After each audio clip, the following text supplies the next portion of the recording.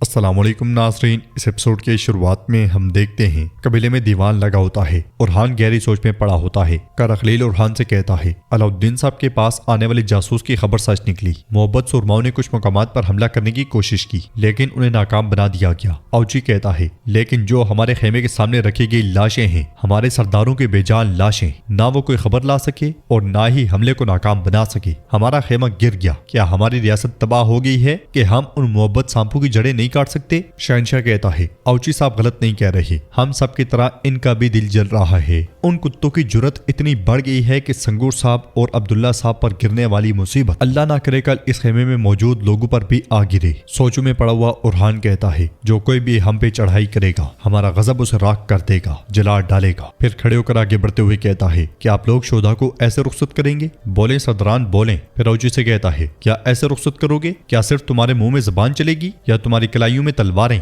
لیکن میں قسم کھاتا ہوں کہ میں اپنے شہیدوں کے سوگ میں ہاتھ پر ہاتھ دھر کر نہیں بیٹھوں گا۔ قسم کھاتا ہوں کہ ان کا خون خشک ہونے سے پہلے ان کا بدلہ لوں گا۔ اب اگر کوئی بیٹھ کر رونا چاہتا ہے تو وہ بیٹھ کر روئے۔ میری بات ان سے ہے جو انتقام کا حلف اٹھاتے ہیں۔ میری بات اس فوج سے ہے جو ہماری بورسا فتح میں رکاوٹ بننے کی کوشش کرنے والوں کو جلا کر راکھ کرنا چاہتے ہیں۔ میں فوراً جا کر بورسا کرارگاہ سے سپاہی لوں گا۔ میرے سردار سوغوت سے، ایناگول سے، میگجے اور تمام قبیلوں سے سپاہی اکٹھا کر کے لائیں گے۔ ہم گیبزے وادی کے قریب اکٹھے ہوں گے۔ یہ کام کل ختم ہو جائے گا۔ یہ کہتے ساتھ ہی اورحان آگے بڑھ جاتا ہے۔ صبح کے وقت ہم دیکھتے ہیں کہ ہیکٹر کی بڑی فوج آگے بڑھ رہی ہوتی ہے۔ ہیکٹر خود بھی فوج کے ہمراہ ہوتا ہے۔ دوسری طرف سے اورحان بھی اپنے جانبازوں کے ساتھ سر پٹ گھوڑے دوڑا رہا ہوتا ہے۔ قبیلے میں یگید گھوڑے سے اترتا ہے تو ایک بچہ سپاہی اس کے پاس آتے ہوئے کہتا ہے آپ نے سوغوت میں کافروں کو کوئی موقع نہیں دیا، میں بھی جنگ کرنا چاہتا ہوں۔ تو یگید اس سے کہتا ہے ہائے ماشاءاللہ بورا میرا بھائی، وقت آنے پر ہم تمہارے ساتھ کندھے سے کندھا ملا کے لڑیں گے، ابھی جاؤ مشق کرو۔ یہ سنتے ساتھ ہی بورا چلا جاتا ہے اور دیدار یگید کے پاس آتی ہے۔ وہ اس سے اس کا حال احوال پوچھتی ہے تو یگید کہتا ہے بغیر زخم کے بہادر کیسا ماں، خیر آپ کو کیا ہوا ہے، پریشان ہے؟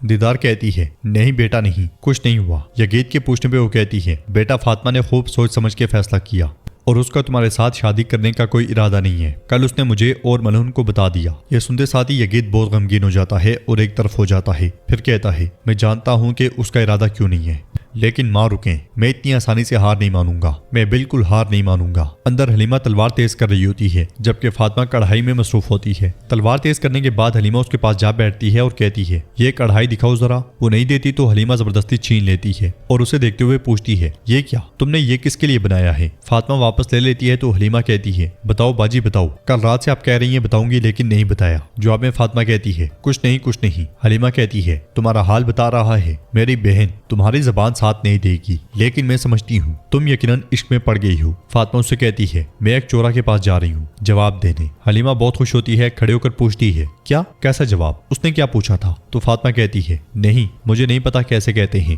حلیمہ کہتی ہے واللہ میرے لیے بھی یہ انجانی بات ہے باجی، کسی کے چہرے کی طرف دیکھ کر کیسے کہتے ہیں کہ مجھے تم سے محبت ہو گئی ہے؟ فاطمہ کہتی ہے حلیمہ تمہیں کیا ہو رہا ہے، میں بتا دوں گی، کہہ دوں گی، لیکن تم کسی کو کچھ نہیں بتاؤ گی۔ حلیمہ کہتی ہے تم نے تو جیسے بہت کچھ بتایا، کیا بتایا؟ ویسے بتاؤ کیا وہ خوبصورت ہے؟ فاطمہ اس سے کہتی ہے تم بہت بری ہو۔ حلیمہ کہتی ہے تمہارے چہرے کا رنگ بتا رہا ہے کہ وہ خوبصورت ہے، تم نے اتنے سال کسی کو نہیں دیکھا، اب اگر کہہ رہی ہو کہ محبت ہو گئی ہے تو یقیناً بہت خوبصورت ہوگا۔ فاطمہ پوچھتی ہے اور درسن کیا وہ خوبصورت ہے حلیمہ؟ حلیمہ کہتی ہے اب درسن بیچ میں کہاں سے آ گیا باجی؟ یہ کہتے ساتھ ہی حلیمہ آگے بڑھ جاتی ہے۔ دوسری طرف اورحان اپنے سپاہیوں کے ساتھ بورسا کے کیمپ میں آ پہنچتا ہے اور ایکوت سے پوچھتا ہے کیا محاصرے کے سپاہی جنگ کے لیے تیار ہیں؟ تو ایکوت کہتا ہے سپاہی مکمل طور پہ جنگ کے لیے تیار ہیں حضور۔ اورحان پوچھتا ہے تم یہاں کیا کر رہے ہو ایکوت؟ جواب میں ایکوت کہتا ہے جناب عثمان صاحب بھی یہاں موجود ہیں۔ اورحان ایک دم سے پوچھتا ہے حضور کہاں ہیں؟ تو ایکوت کہتا ہے جس چوٹی پر ہم بورسا کا مشاہدہ کرتے ہیں وہاں ہیں حضور اور آپ کے منتظر ہیں۔ یہ سنتے ساتھ ہی اورحان سب سپاہیوں کو وہاں چھوڑتا ہے اور آگے بڑھ جاتا ہے۔ ہیکٹر کے سپاہی چھپ کے یہ سارا منظر دیکھ رہے ہوتے ہیں اور ایک کہتا ہے اورحان اپنے سپاہیوں کو جمع کر رہا ہے،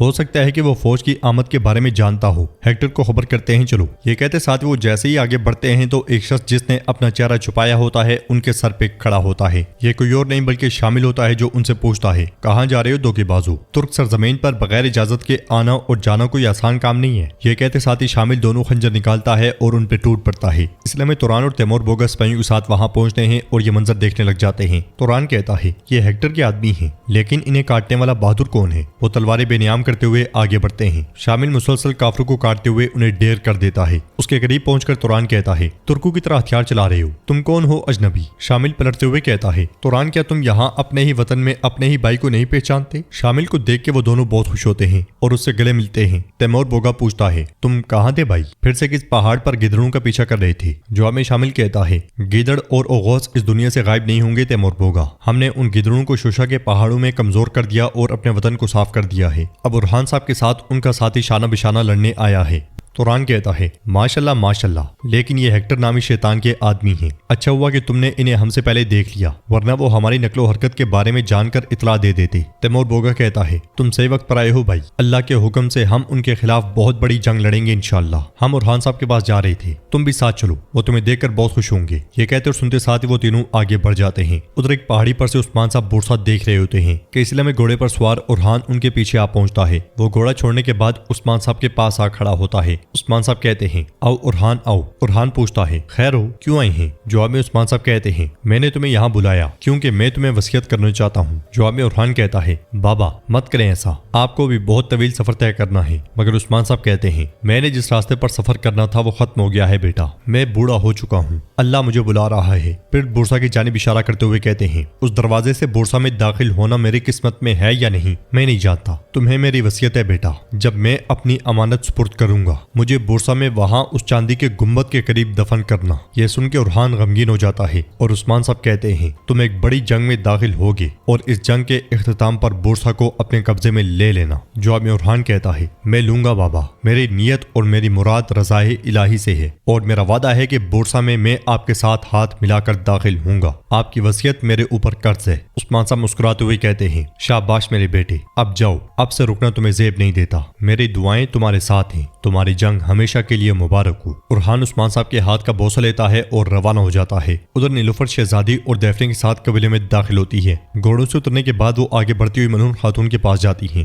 ملعون خاتون شہزادی سے کہتی ہیں تم جلدی میں گئی، لیکن یہ واضح ہے کہ قبیلے میں آپ کی روزی روٹی ابھی ختم نہیں ہوئی۔ جواب میں شہزادی کہتی ہے آپ کی شائستگی آپ کے لیے میری نفرت کو کم نہیں کرے گی ملعون خاتون، اب مجھے ایزنک میں ہونا چاہیے تھا۔ تو ملعون خاتون کہتی ہے میں تمہارے جواب سے بالکل بھی حیران نہیں ہوئی، مہمانوں کی تعظیم ہماری روایت میں شامل ہے اور ناشکری آپ کی فطرت میں شامل ہے۔ اسما کہتی ہے خیمے تیار ہیں نیلوفر خاتون؟ نیلوفر کہتی ہے نہیں، خیمے کی طرف نہیں، اب یہ زندان والے خیمے میں جائیں گی۔ شہزادی غصے سے کہتی ہے میں تمہاری قیدی نہیں ہوں، اپنی حد پہچانو نیلوفر۔ نیلوفر کہتی ہے کیا تم قیدی نہیں ہو بلکہ بہت اہم مہمان ہو؟ ہاں، اورحان صاحب نے اپنی زندگی میرے سپرد کی ہے اور قبیلے کی سب سے محفوظ ترین جگہ قید والا خیمہ ہے۔ ملعون خاتون کہتی ہے تم نے بالکل ٹھیک سوچا ہے بیٹی، یہ مناسب ہے۔ اسپورچا کہتی ہے کیا آپ کو لگتا ہے کہ آپ اس طرح میری توہین کریں گی؟ نیلوفر کہتی ہے اسپورچا تم بہت حساس ہو، معاف کرنا شہزادی، اور دیکھو میں اپنی بہن کو بھی تمہارے ساتھ رکھوں گی تاکہ تمہیں بوریت نہ ہو۔ اب بتاؤ مزید کیا چاہتی ہو؟ نیلوفر کے اشارے پہ خواتین اسے لے جاتی ہیں اور ناظرین ایپیسوڈ بھی اختتام پذیر ہوتی ہے۔ ویڈیو پسند آئے تو لائک کر دیں، شیئر کر دیں، سبسکرائب نہیں کیا ہوا تو سبسکرائب کرنے کے ساتھ ساتھ گھنٹی والے آئیکن کو دبانا مت بھولیں۔ ملتے ہیں انشاءاللہ نیکسٹ ویڈیو میں، تب تک کے لیے رکھیں اپنا اور اپنوں کا بہت زیادہ خیال۔ اللہ نگہبان۔